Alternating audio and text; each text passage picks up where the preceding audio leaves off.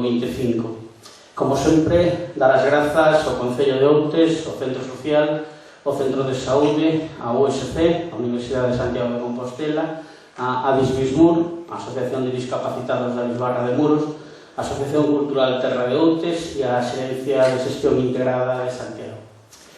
Imos ter hoxe a penúltima conferencia deste ciclo, facer a salvedade de que a puxemos o día 10 porque nos tocaba o último xoves e coincide co 25 de abril, co San Marcos, que supoño que todos estaredes moi ocupados ese día, vamos a deixarlo así. Entón non era día de conferencia e por eso pasamos ao 10 de abril. Do que vamos a falar é de enfermedades abdominais e calidade de vida. Como sempre, falar de calquera enfermedade, pois hoxe está o Dr. Google e a inteligencia artificial se pica e non se entera de que vai esa enfermedade, a veces con errores, a veces con menos errores, pero bueno, ter a oportunidade de ter un especialista que nos poda falar de algo complexo, porque as enfermedades abdominales moitas veces son un caixón desastre onde entran un montón de entidades, un montón de síntomas, saber distinguir unhas de outras, saber facer o tratamento axeitado a ese diagnóstico que se ten previamente, pois non é tan doado, non? E hoxe temos a sorte de contar co Dr. Manuel Barreiro da Costa, que é o xefe da Unidade de Enfermedades Inflamatorias, Inflamatoria Intestinal do Clínico. Bueno, é unha persoa que leva prácticamente toda a súa carreira últimamente, polo menos, dedicado ás enfermedades inflamatorias, dedicado a investigación, dedicado a falar e a investigar sobre este tema. Ele nos falará de todo, pero eu quería facer hincapié nun feito, non, que é o tratamento de moitas enfermedades inflamatorias con medicamentos que se chaman autoinmunes. Ele nos explicará evidentemente moito mellor, pero desde logo é unha novedade que revolucionou o tratamento tanto de enfermedades como artritis reumatoidea e algunhas enfermedades inflamatorias. Entonces, bueno, sin máis preámbulos e recordando novamente o tema do teléfono, que é bastante molesto, ves como despois o meu é bastante molesto e bueno, pues eso, darles gracias ao Dr. Barreiro por estar aquí con nós. Serán sobre 50-55 minutos, como sabedes, e despois teremos un coloquio que quizá a parte que o Dr. Google non sabe facer e é resolver as dúbidas que teñamos cada un de nós pois sobre un tema tan apasionante como poden ser as enfermedades abdominales, que estou seguro que todos os que estades aquí na sala en algún momento echedes algunha das que vamos a falar. Sin máis, os quedades co Dr. Barreiro. Moitas grazas.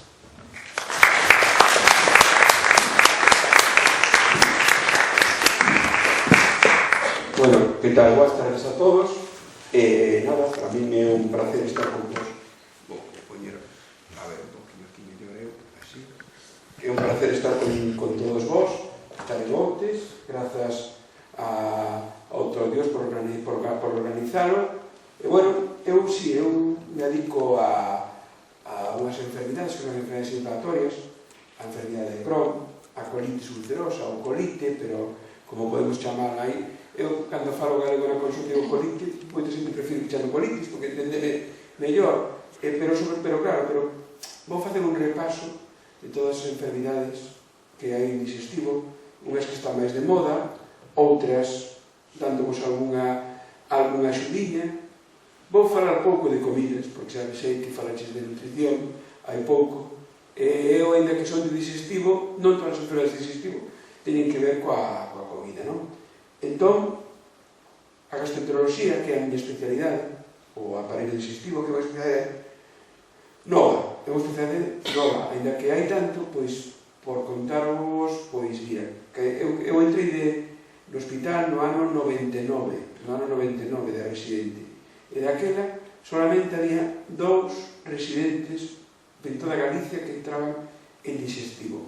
Agora mesmo hai máis de 12 ou 13 en toda Galicia. Entón, é unha enfermedade que antes, era unha especialidade que antes vían a moitas especialidades, medicina interna, moito, evidentemente, en atención primaria, cirurxía, por iso a especialidade é nova, pero, sen embargo, a día de hoxe, no ano 2024-2025, é a causa máis frecuente para acudir a atención primaria.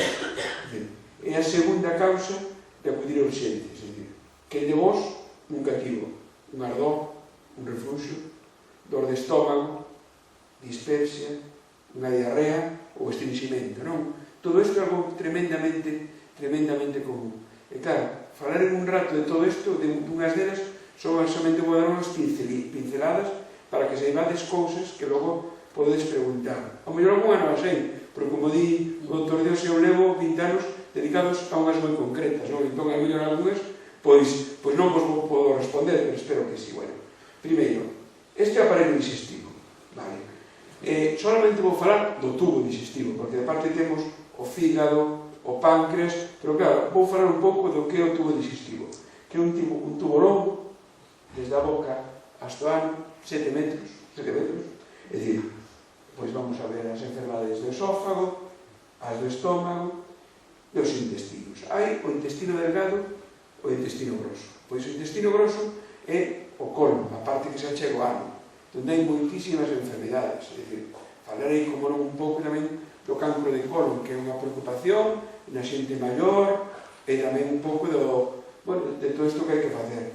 Pero hai un órgano que é o intestino delgado, que nos chamamos que é o órgano descoñecido, porque son 4 metros, é imposible chegar, porque nos facemos os endoscopios pola boca, as colonoscopias polo ano, pero a este órgano é moi difícil chegar, porque está aí no medio, é moi difícil diagnosticar, moi difícil chegar e ver todo o que hai aquí, non? A ver, entón, vale, pois é un conducto longo, é o máis longo que hai, todos estes órganos, e sobre todo vai se encargar da digestión, pero tamén da expulsión das heces, non é algo que por eso é algo que preocuparía moito, porque, a ver, o que máis preocupa é comer e o baño, é dicir, pode preocupar outros que a xente non come, se non come ten fame ou está mal, e se non vai ao baño está moi preocupado, ou se vai moito tamén está moi preocupado, non é o mesmo que a veces, por eso son enfermedades que vamos falar moito delas.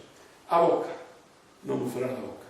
A boca é ou o dentista ou o otorrinolaringólogo, é dicir, os digestivos somos da boca para baixo. Digo para que vexa, desde que empeza na boca, eu de aquí non vou falar nada, é dicir, todos os problemas da boca son de outros, non?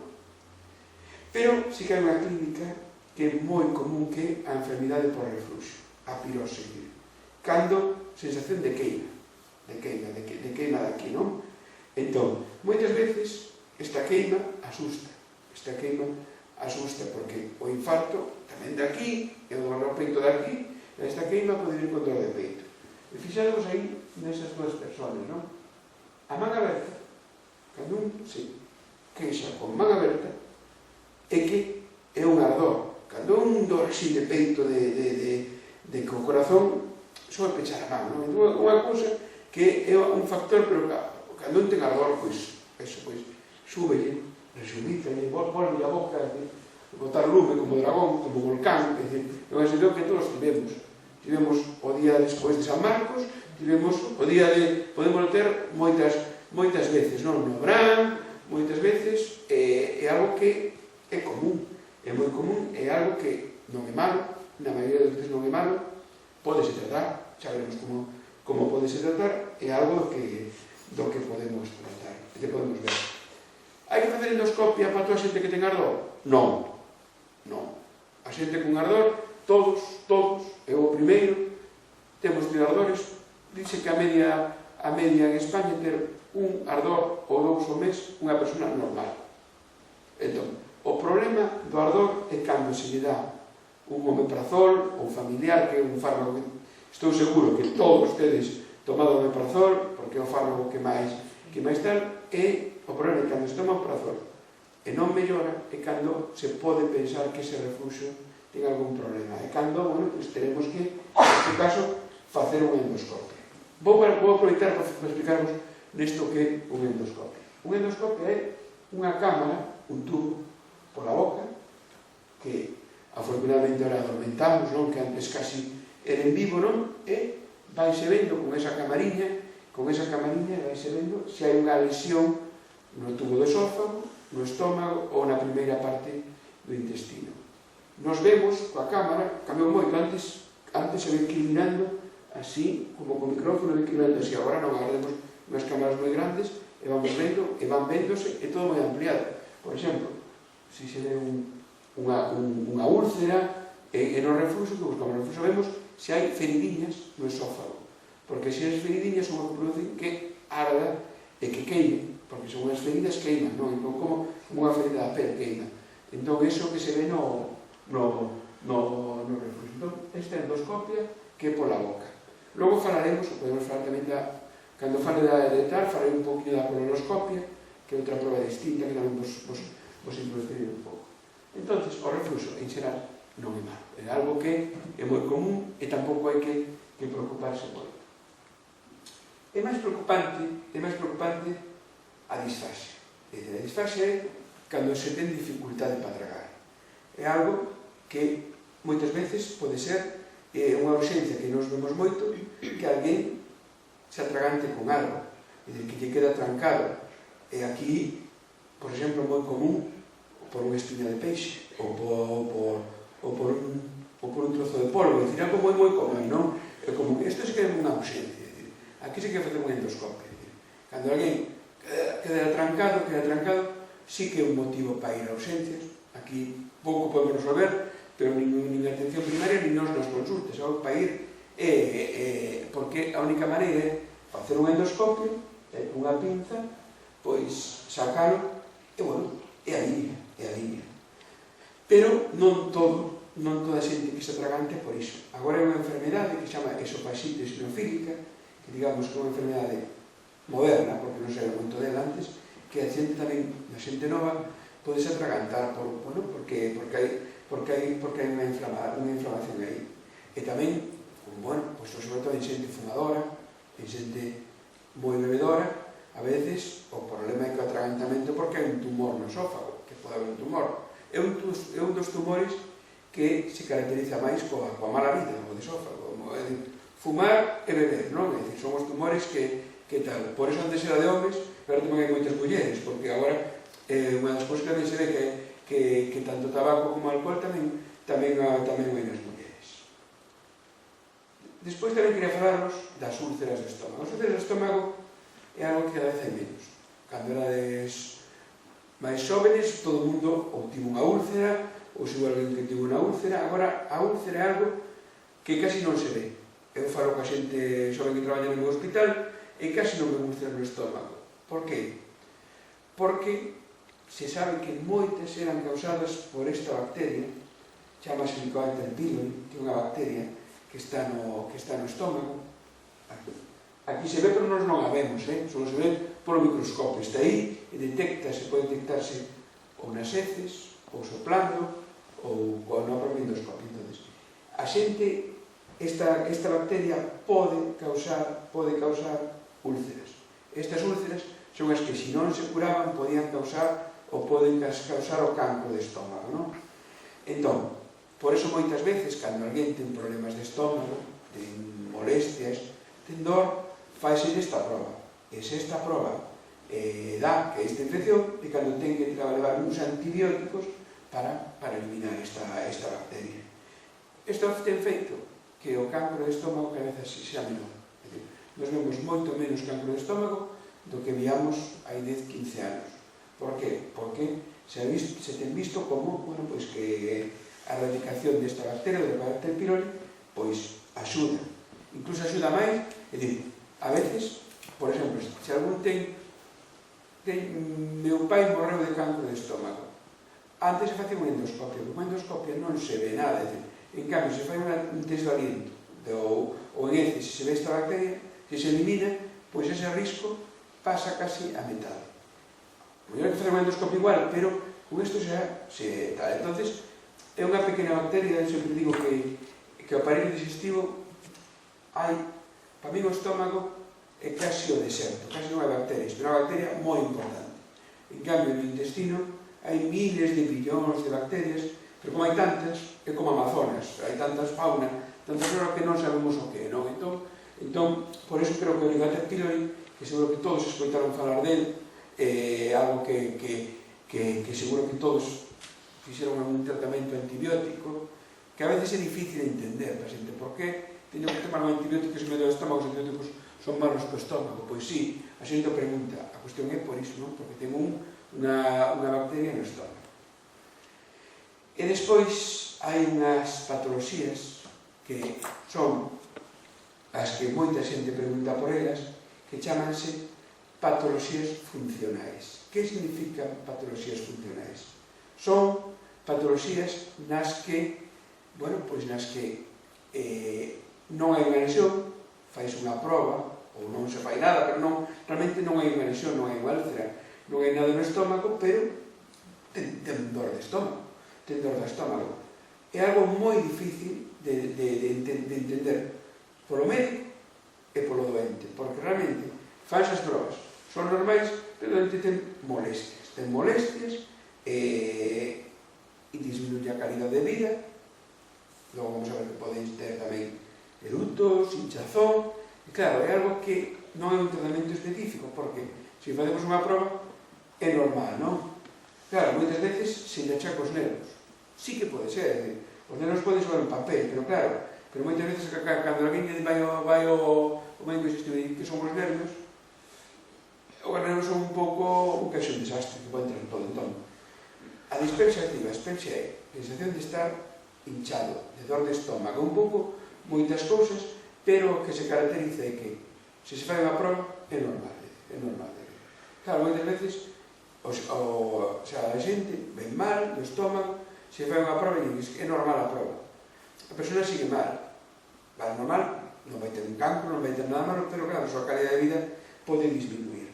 E aquí sí que, cando ten esta molestia de estómago, xa digo, que non ten a bacteria, que non ten tal, aquí sí que hai que utilizar medidas xinecodietéticas. É moi importante neste decir, evitar o alcohol, porque o alcohol hincha, o alcohol pode dar dor, olvidarse do alcohol. O tabaco é un grande enemigo. Por que?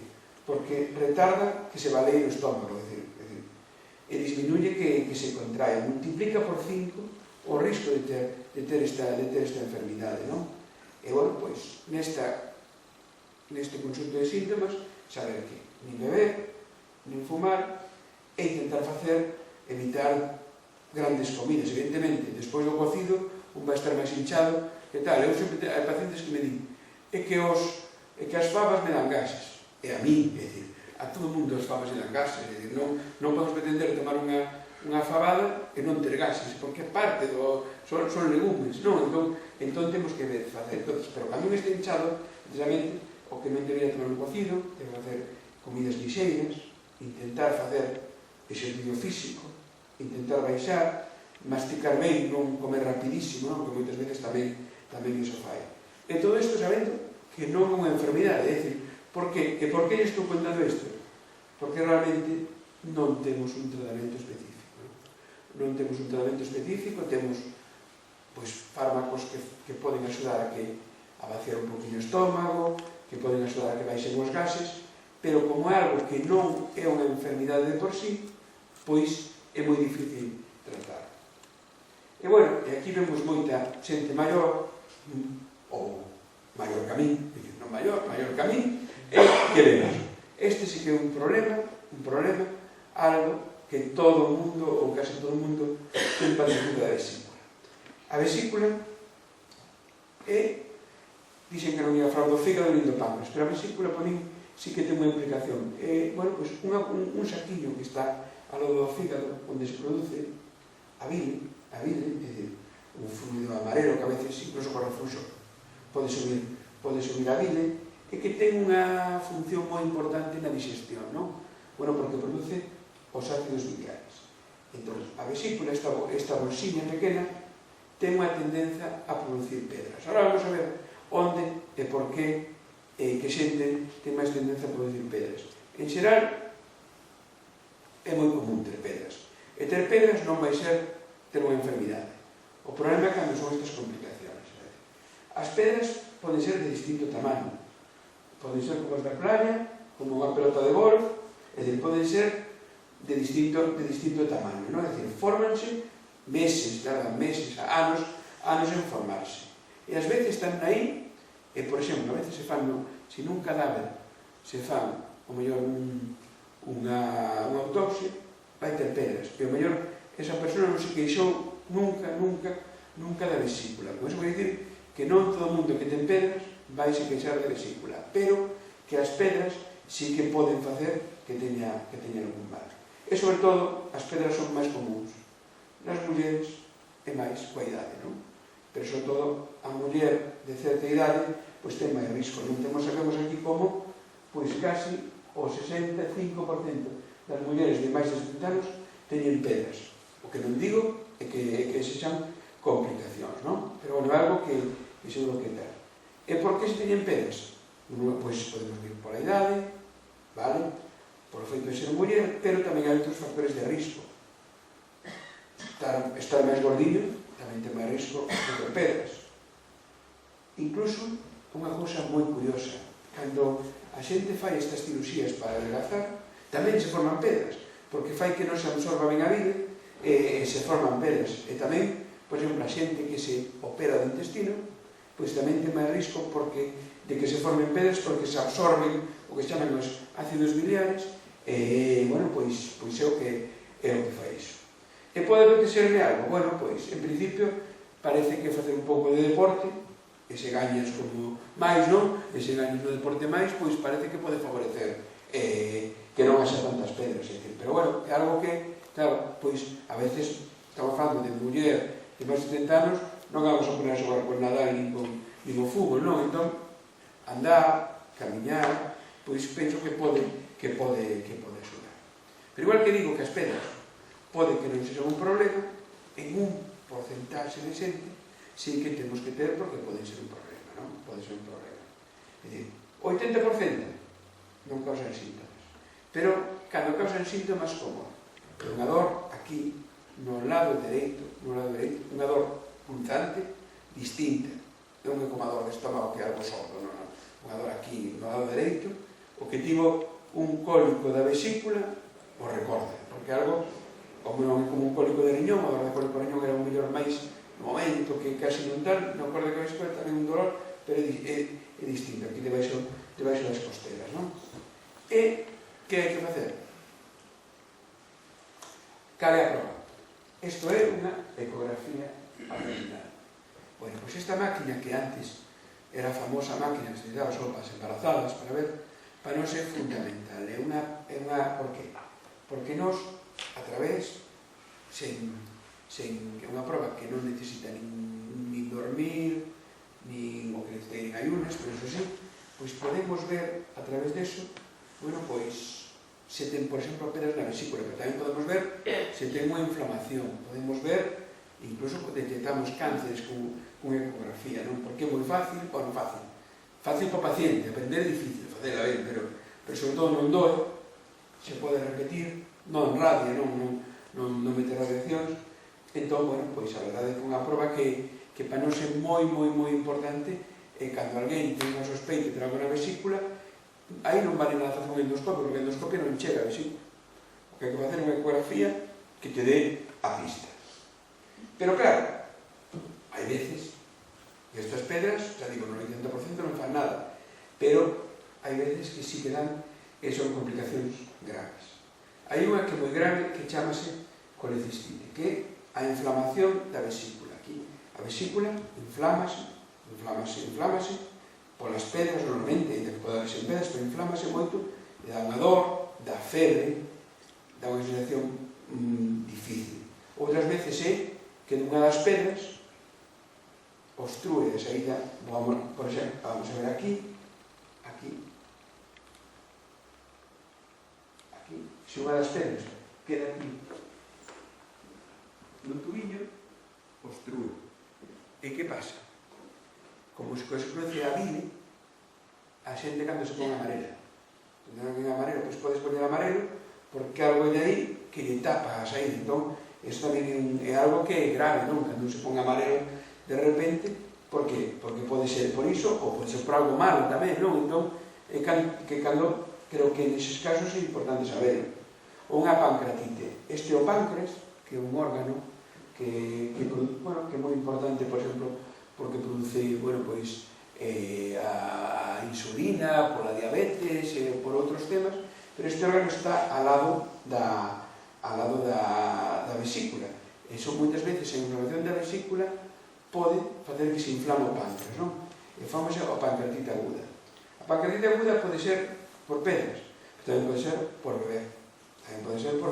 Tamén pode ser o alcohol, sempre, o exceso de alcohol sempre anda, bueno, pois, pululando por aí. Entón, se unha persona ten pedras, non que digo que se cando ten que preocuparse, se ten unha dor moi grande, sabendo que ten pedras, se se pon amarela, ou se ten unha dor, que a pancreatitis unha dor máis aquí no centro. Unha dor que logo vai sen cinturón, vai se radiando, e dá moita dor. E aquí sí que pouco pode facer, nin o médico de petición primaria, nin, porque aquí hai que ingresar, porque se te pos amarelo, hai que facer probas ingresado, xa non vale a ecografía para que sube.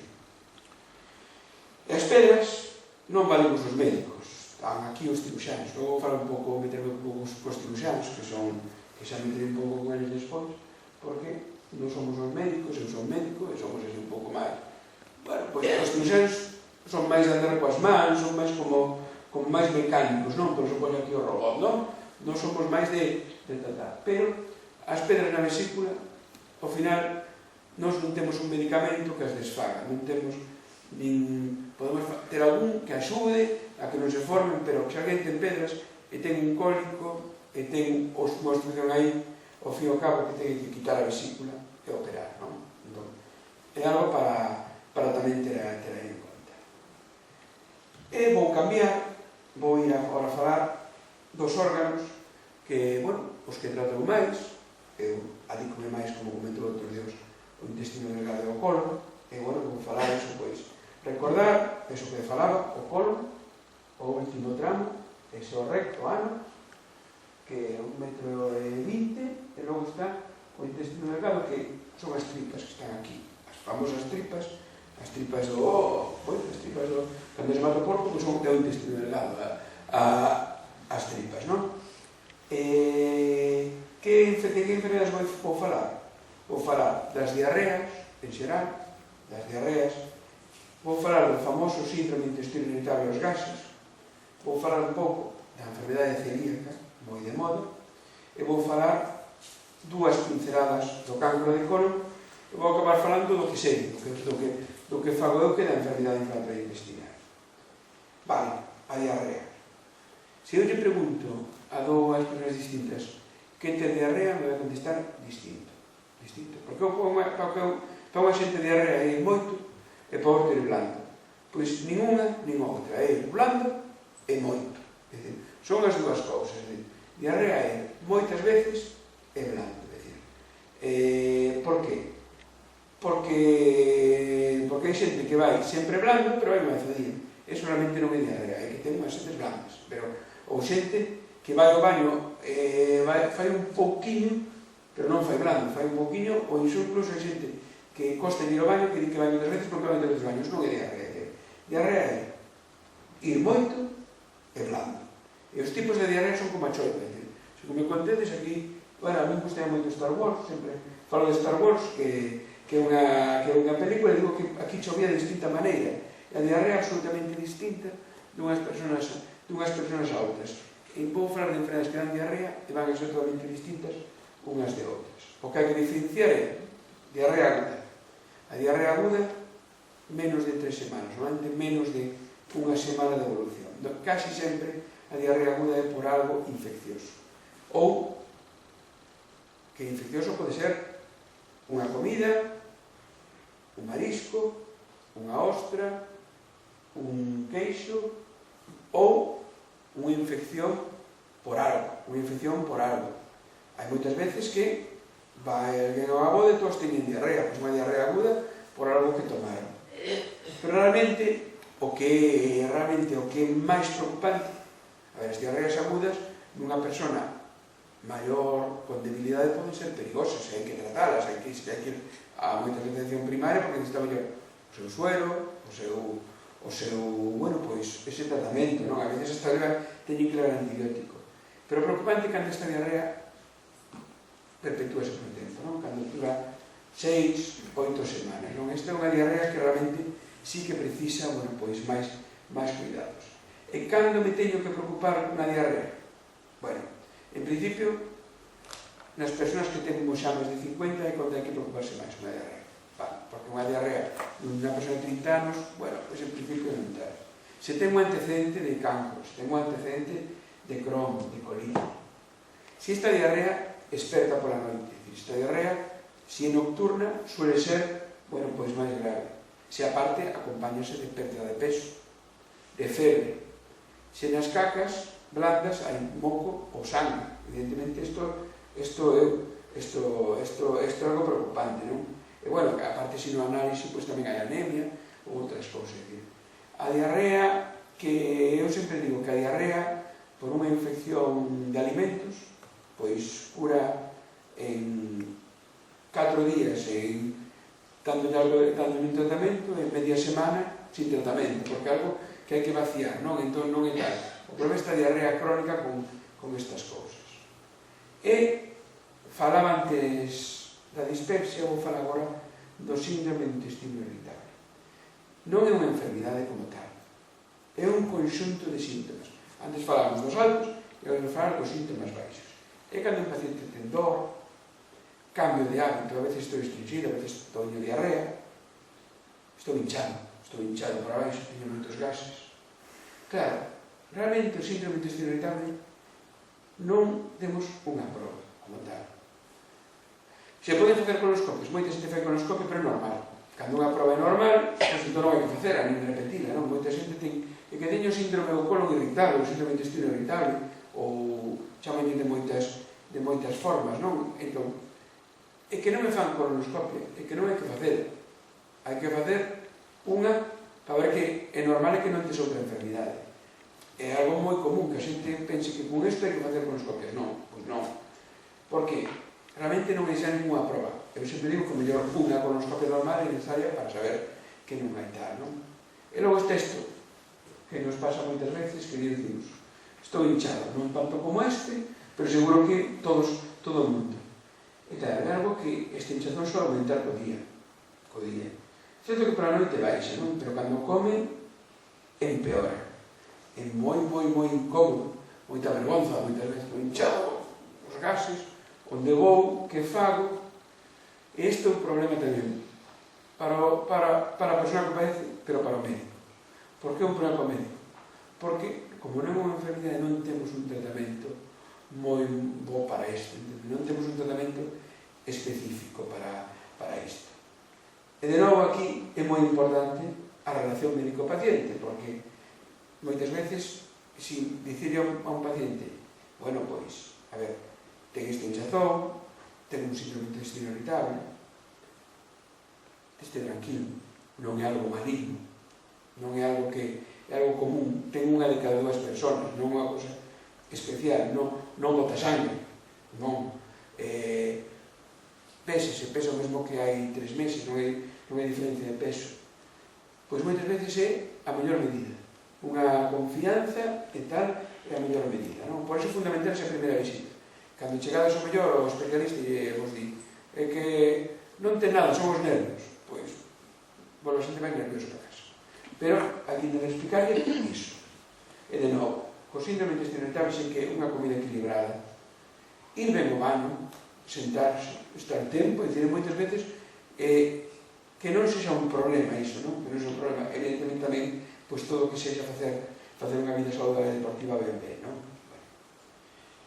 E aí está o noso problema.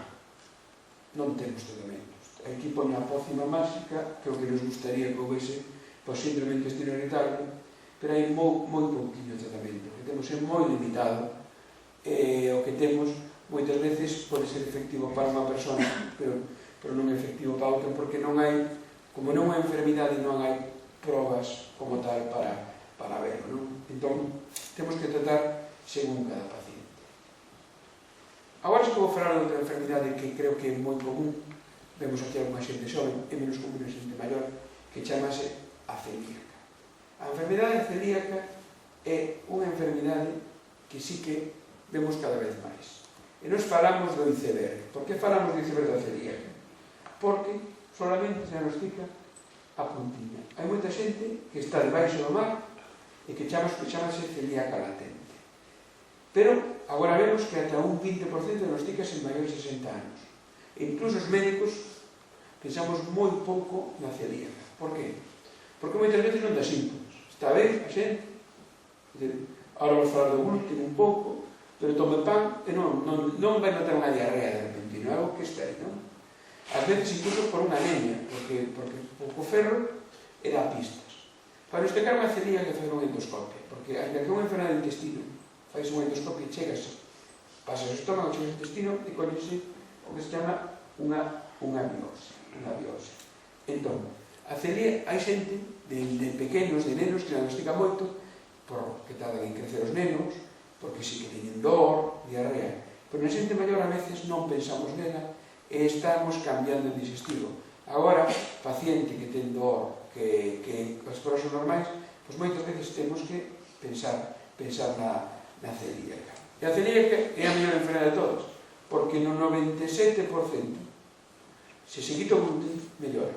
É dicir, o gluten, bueno, pois temos aquí a dieta sen gluten, a temos aí, bueno, pois evidentemente non, pastas, ten varios problemas a dieta sen gluten, é moito máis cara, porque a comida sen gluten é moito máis cara, non é fácil de conseguir, ainda que ahora se pode ver máis, pero tamén a ventaxe é que a xente celíaca fai vida normal, porque non ten síntomas, ten un celíaco, en principio, de feito, agora xa non os vemos especialistas, xa as veas en atención primaria porque solamente vemos os celíacos que non responden ao tratamento, que é ese 3%, non?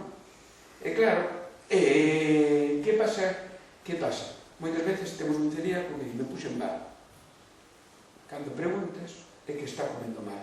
Entón, aquí sí que é estricto, non? A dieta sen gluten, porque se está comendo mal, o mellor empezamos a dar un tratamento e o que ten que facer é comer o que ten que comer, é dicir, comer sen gluten. E a celíaca é algo que está moi de moda e tamén a veces é malo e perigoso que algo este tan de moda. A ver, porque xa digo, o paciente celíaco cumple a dieta, presenta unha esperanza de vida e un risco de mortalidade igual á poboación xeral. Vale. Moito máis común en mulleres, moito máis común. De feito, aquí vemos xente celíaca famosa, algunha da tele, algunha española, e todos fan vida absolutamente normal. Pero a celíaca fixo que houvese o que chamamos nós os falsos celíacos, é dicir, xente que non ten celíaca, que come sen gluten e que está mellor. O máis famoso é o que odiamos todos os españoles, non? Que odiamos todos os españoles. A Djokovic, este tenista que contra Nadal, contra tal. Pois este tipo sai dicindo que ele come sen gluten, que é celíaco. Mentira. É dicir, mentira, este non é celíaco, é dicir, non fixeron endoscopia, é normal. Entón, hai moita xente que utiliza celíaca e realmente non é celíaca, porque a xente que realmente é celíaca é a que ten que tomar os alimentos sen gluten. Hai moita moda de comer sen gluten sen ter celíaca. Eso pode ser, bueno, a parte de máis caro para a xente, o beneficio que hai realmente non existe tal beneficio. Sangrado. Si sangramos polo ano, porque xa empezamos en cousas, vale. O sangrado polo ano hai que facer, si tes máis de 50 anos, e sobre todo hai que facer unha colonoscopia. Unha colonoscopia é unha proba, o que fixen antes é polo ano, o que fixen antes endoscopia polo ano, tamén agromentamos, unha proba que hai que tomar unha limpieza, un preparado. Por que hai que tomar un preparado da colonoscopia? Porque vamos con unha camariña, e se non toma preparado vemos cacas, e non vemos o que hai, porque a xente me di que teño que tomar eso, non, hai que tomar o preparado porque se ven cacas, é o que hai, non? Moitas veces se pode explorar, e xa palpamos algo, pero moitas veces só vemos os últimos centímetros. Entón, hai que mirar. Entón, co sangrado, sí que algo, si se descartan que haxa hemorroides, que hai que ver, non? E moitas veces, o que se detecta na colonoscopia son pólipos. Os pólipos son como graniños ou verruguiñas no intestino. Hai moitos tipos, non vou falar de todos os tipos, pero o que hai que saber é que se tes pólipos, realmente tiñas que facer os 3, os 5 anos outra colonoscopia. E aquí está o erro. Porque digamos, a miña veciña falla a colonoscopia cada ano, a meu primo cada 3, e a min o doutor me dixo cada 5. É así. É dicir, non é, porque sen o tipo de pólipo que se detecte, o seguimento vai ser distinto. Eso está visto, é así, é dicir. Incluso hai algúns pólipos que son verrugas ou lesións benignas, que nos din que non hai que facer máis que vixanza, que a vixanza que se fai á poboación general. O o cribado do cancro de colon e do cribado. Porque hai algúns pólipos que sí, algúns pólipos que poden acabar en cancro, pero non todos os pólipos afortunadamente acaban en cancro. Nos sacamos pólipos todos os días, multitud de pólipos, e afortunadamente non detectamos tanto cancro. Porque o cancro de colon é certo que é un cancro frecuente, pero tamén é fácil de detectar e de tratar. Unha xente, bueno, pois, vive anos con ele, se opera, algúns empezan con pólipos, pero aquí o que si funciona moi ben é a detección do cancro de colon. Seguramente, moitos de vostedes reciben este programa de cribado, que é, bueno, pois un test, chamase de sangre oculta.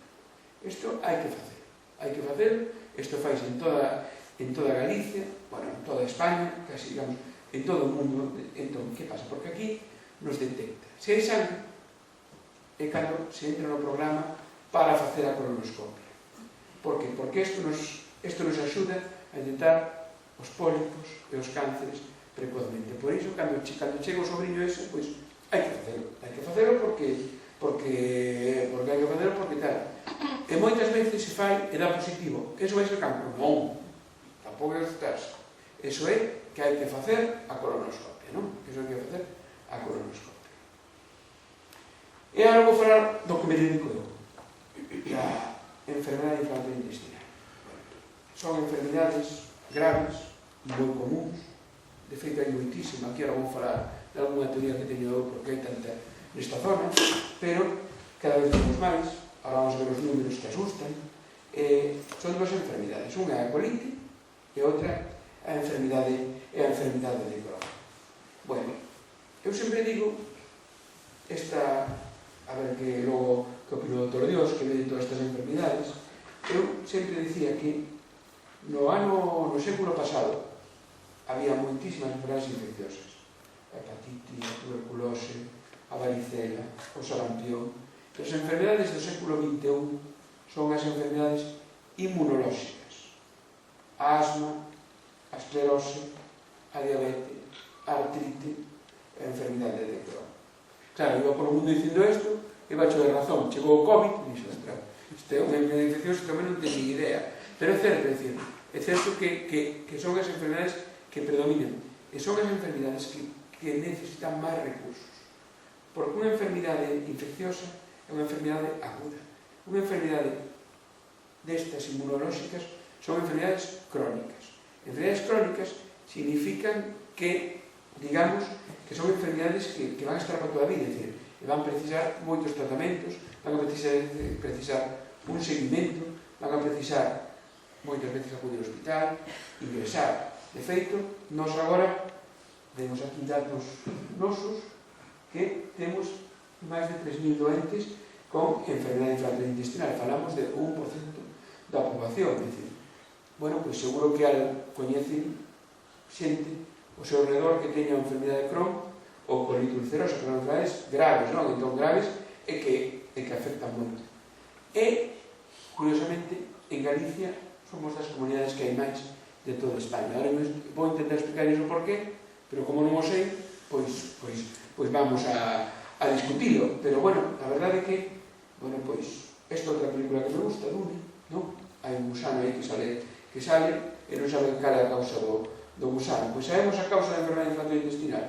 Pois do gusano non saben moitas causas, non sabe que pode ser desde xeográficas, desde o estilo moderno, factores psicolóxicos, a microbiota, fumar, a polución. Aquí, o radón. Eu estou facendo un estudo sobre o radón na enfermedade inflamatoria intestinal. Nesta zona que hai moito, pois, por exemplo, esta zona que hai moita casa con radón, estamos medindo, xunto ao laboratorio de radón, estamos medindo nos casos novos de xente. Xente que migra e que volva. E por que este meu primo foi a América, ou foi a Alemania, e volveu, desarrollou o Crohn e a colite? É algo tremendamente común, non? Nos isto vémoslo, cando vemos o mapa, e vímoslo aquí nos. Nunha publicación que fixen eu hai moitos anos, vimos que a xente que viña de sitios máis industrializados, máis desenvolvidos, pois tiña máis risco de ter estas enfermedades. Por qué? Pero a miña teoría é que na flora intestinal que temos dos dos factores fan que cambie a flora. Isto fai que unha enfermidade que estaba aí como quieta desenvolvese, non? E cambia. Entón, isto é unha das causas. E outro clarísimo, tabaco. O tabaco é malísimo. A xente que ten enfermidade de Crohn e fuma, pois vai ter máis risco de operarse, vai ter máis risco de que non responde ao tratamento.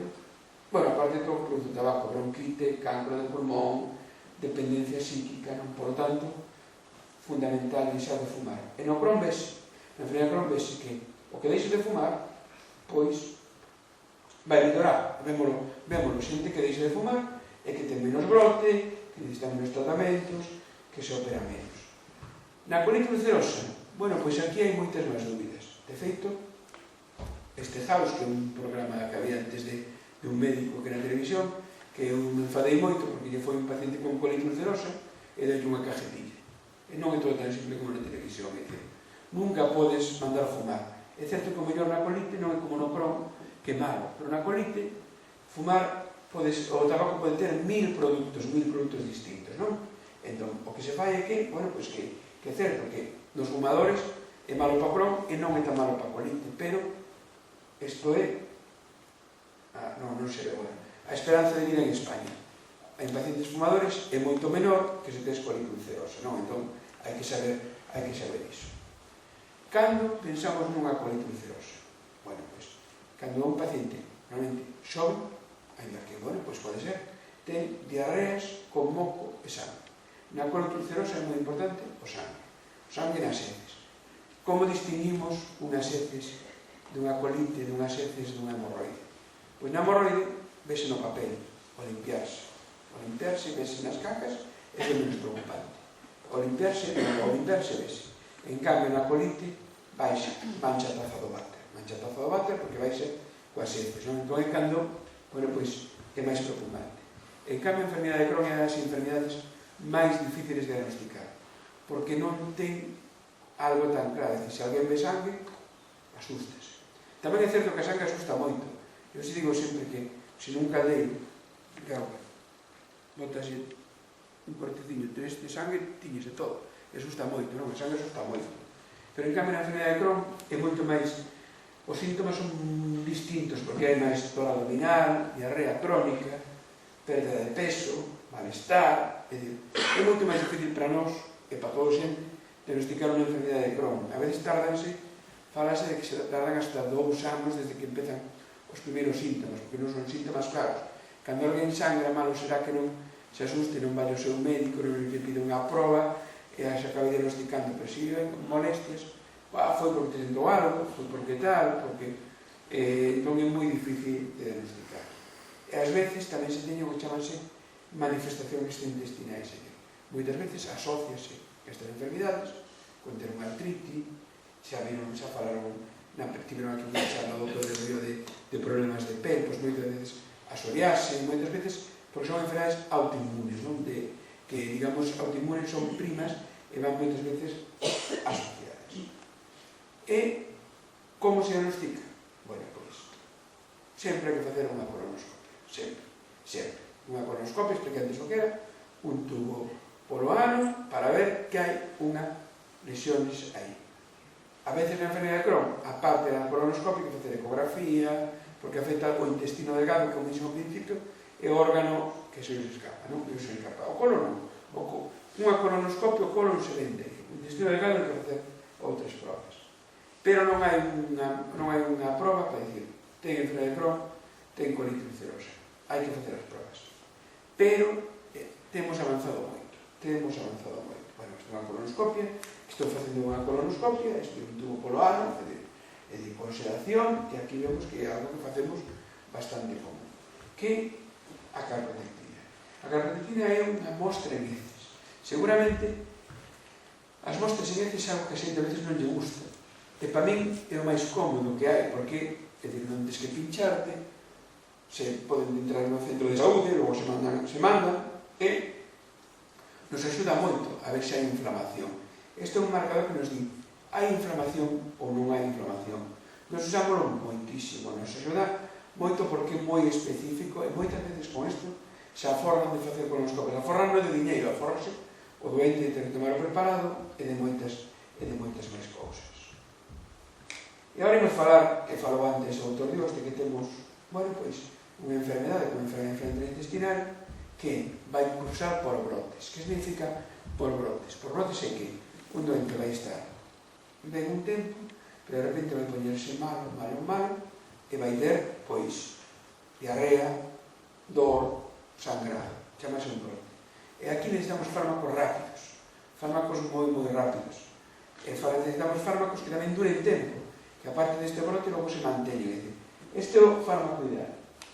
Pero xa vos digo que non o temos. Non temos este fármaco que xa rapidísimo e que logo este ben durando todo o tempo. Por que? Porque son enfermedades crónicas que non curan. Volvamos a aquel.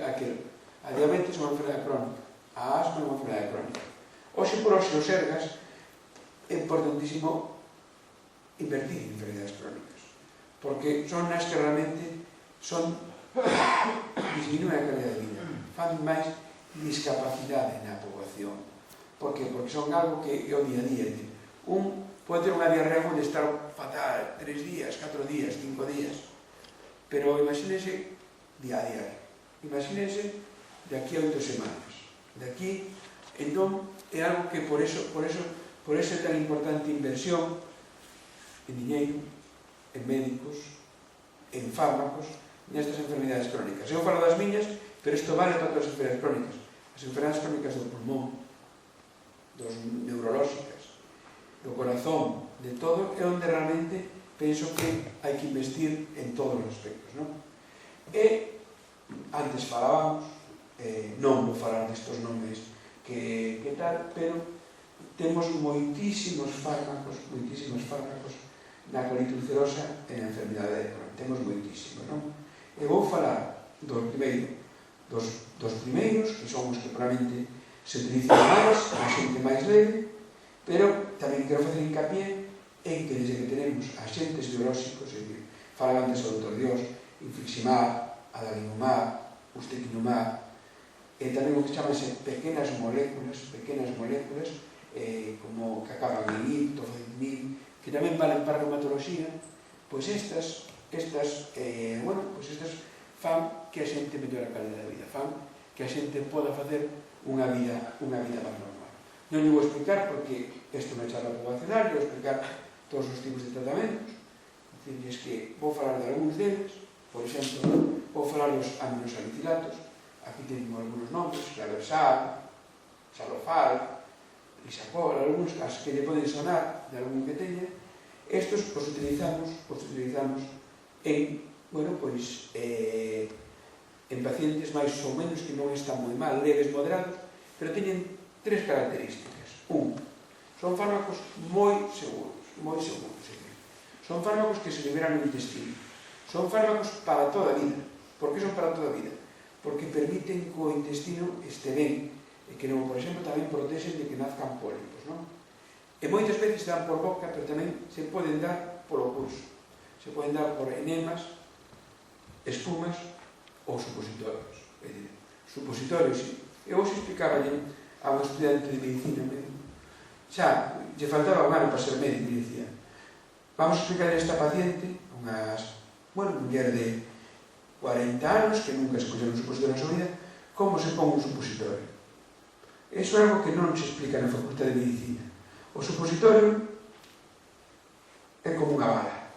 A ver, o supositorio, bueno, pequeno, máis pequeno que isto, o supositorio é así. Como hai que poñelo? Como hai que poñer o supositorio? Así ou así? Así. Coa parte roma para dentro. Que non me explicar nunca. Cantas veces puxou o supositorio ao revés? Pois é algo que eu explico ya, eu aprendi no xa de médico. A mí na Facultade de Medicina ninguén me dixo como tiña que explicar o que tiña un supositorio. A xente ve a bala e como as películas, vai a bala. Pois non, o supositorio hai que poñelo desta maneira. E non culpa ninguén, porque eu cheguei a médico e aprendi xa cando tal. E por iso é algo que é importante saber. Pero tamén é importante saber por que unha persona que poña un supositorio cando ten unha colitis. Por qué? Porque son os últimos centímetros, recorden, 7 metros de tubo aí, 7 metros de aquí ao final. É dicir, imagínense todo aí, para que chegue a medicación, ten que ir pasando, e moitas veces se ten inflamado os últimos centímetros, máis fácil é que chegue por aí, por o supositorio ou por unha herida. Pero tamén digo que a principal causa de que un paciente con colitis se poña malo é porque non toma o tratamento, porque xa non digo supositorio, pero moitas veces pastillas se olvidan, non se lles convence que tomen unhas pastillas, e os que non son adherentes, bueno, pois son os que non toman o tratamento. E quen non é adherente? Quen é o adherente? Quen toma menos a medicación? Moita xente que está aquí seguro que toma e se acorda sempre das pastillas, pero o varón solteiro, ese casi nunca toma, porque non a toma, é unha cousa que ten esta habitación que vai tomar a pastilla, non? Foi tan desordenado que vai tomar, non? Entón, é unha cousa que temos que facer moito hincapié, non? Porque se non se toma unha medicación, despois vamos ter que darlle outra, máis potente, con máis efectos adversos. Entón, iso é un problema, é un verdadeiro problema. E outra falta de herencia esta fixen en castelán, eu falo en galego na consulta, pero moitas veces o problema é dos médicos, tamén é os problemas de médicos. Se me ven un paciente e le digo, tome 3 pastillas cada 8 horas, 2 de cada 4, e un supositorio cada 12, e non le explico por qué. Non le explico por qué, canto tempo, o paciente vai pensar que lo vas a tomar tú. E digo, vou dicir en ayunas. A falta de entendemento é moi importante, explicarle por qué ten que tomar estas pastillas, é moi importante para que cumpra. Logo hai outros médicos que intentan, eu estou falando de cousas, mellor non me entenden moito, pero eles falan, doe a región ileocecal, ou preguntas así, o epigastrio de non sei canto, é dicir, o hipocondrio, non, é só cousa que estou a chestí. Hai que explicar a xente realmente que entendo o que lle doe, non? O que lle doe, o que lle doe. Por exemplo, é moi importante tamén a comunicación. Moitas veces, se non lle explica ben, a xente non vai tomar. Hai outros medicamentos que tamén tratamos, son os corticoides. Os corticoides son os fármacos que podemos dar pola boca, pola vena, sempre con calcio, con vitamina D, moi importante cando tienen un corticoide. E solamente valen para o momento agudo, solamente valen para cando un ten unha inflamación aguda, nunca valen como mantenimiento. Por qué? Porque poden producir moitas cousas. Toman de maneira crónica, poden dar problemas cataratas nos ollos, poden dar problemas nos osos, poden dar isto da cara hinchada, poden facer infeccións. Estos corticoides non se poden dar de maneira longa, senón no momento. E xa estou acabando, non se preocupen, estou acabando, pero quero falarles, vou falar outra cousa aquí de Kennedy, vou falar de Kennedy. A ver, de que morreu Kennedy? De que morreu Kennedy? Non, que non son Trump, non vou contar historias, vou contar a verdade. Kennedy morreu porque tiña colitis ulcerosa, vou explicar por qué.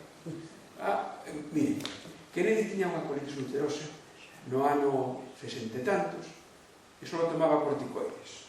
Entón, tomaba moito corticoide, hinchou a cara, pero como os Kennedy eran ricos, guapos, estaba con Marilyn Monroe, eso non lle afectaba, para eso non lle afectaba, pero afectaba que os huesos, destroceu que os huesos tomar tanto corticoide, cosa que agora non, por isto teníamos fármacos para que non se desfagan os osos. E cando lle dispararon Oswald, eso sí que non sei quen foi, eso xa hai que investigar máis. Cando lle dispararon, ele levaba un corsé, levaba posto un corsé. E vese moi ben no vídeo, na película de Kevin Costner, se ve moi ben que no primeiro disparo non lle dan, e todos agachan. Pero el como ten posto o corsé, non se pode agachar. O segundo disparo, pam, dalle na cabeza. Entón Kennedy morreu por tomar moito corticoide e por ter unha colitis ulcerosa, non? O disparo tamén, pero tamén foi por iso, Vale. E xa vou acabar falando das terapias biolóxicas. As terapias biolóxicas son realmente o que cambiou esta enfermidade. En que o empregamos? Nos dentes máis largas, porque desde que as usamos nos cambiou absolutamente a calidad de vida dos pacientes. Non ingresan, se operan menos e mellora a calidad de vida. Vou falar de que algúns teñen que operarse, vou falar despois 5 minutinos para acabar. Se me estendo moito, pero que e que empecé lento, agora como falo do que máis me gusta, pois teño que acabar do que máis me gusta. Entón, estas terapias realmente cambiaron. Estas son algunhas, algunhas a xente ten que ir a poñer aos hospitais de día. Non son quimioterápicos, non, son terapias crónicas. Teñen que ir aos hospitais de día e ali, con inxeccións, están pola mañá, vanse para casa e teñen que ir cada 2 meses, cada mes e medio, moita xente, pero hai outras que xa se poden poñer na casa, que se pinchan. Isto é unha maravilla. É unha maravilla porque isto antes non había. A xente pode facer a súa vida normal. Ten que ir a non se venden en farmacias, son moi caros, temos que administrarlas no hospital, pero chamanse terapias básicas. Isto fai que os nosos doentes con colitis teñan mellor calidade de vida. Pero temos un problema. Cal é o problema? Estamos en crise económica, ainda que, bueno, non vou falar máis de Trump, pero moitos destes medicamentos vienen de Estados Unidos, o sea que subirán os aranceles e subirá todo. Son fármacos moi caros. E volvo ao mismo, paciente crónico. Paciente crónico, un paciente que non está apoiado pola sanidade. É dicir, non... É dicir, eu que son un médico de crónicos, a veces é difícil entender, porque eu vexo pacientes, gasto moito fármacos moi caros, fagolle moitas probas, non os dou de alta, porque son crónicos. Son un lastre para a economía sanitaria, non? Pero temos que... Non son cancro, o cancro asusta, é un cancro. Vamos a gastar o que sexa nun cancro, como un paciente crónico. Entón temos que convencer os políticos con estudos económicos. E como os convencemos? Podemos falar con este, podemos falar co que queiramos.